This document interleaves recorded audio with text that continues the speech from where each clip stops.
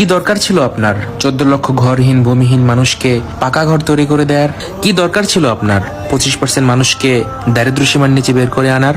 কি দরকার ছিল দেশকে খাদ্যসং সম্পন্ন করার? কি দরকার ছিল দেশকে স্বল্পোন্নত দেশের তালিকা থেকে উন্নয়নশীল দেশের কাতারে উন্নতি করার? কি দরকার ছিল 60 মিলিয়ন ডিজিপির দেশকে 460 মিলিয়ন ডলারের ডিজিপির দেশে উন্নত করার? কি দরকার ছিল ভারতের সাথে ছিটমহল সমস্যার সমাধান করার?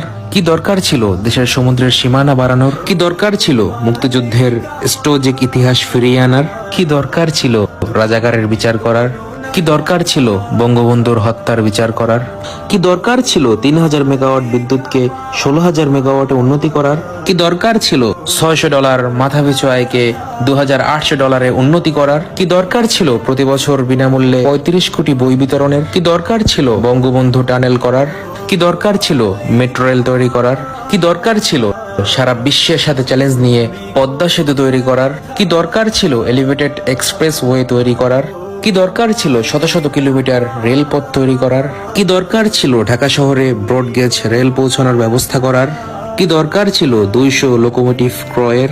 কি দরকার ছিল 500-600 নতুন রেল কোচ কেনার? কি দরকার ছিল নতুন নতুন সমুদ্র বন্দর তৈরি করার? কি দরকার ছিল এলএনজি টার্মিনাল তৈরি করার?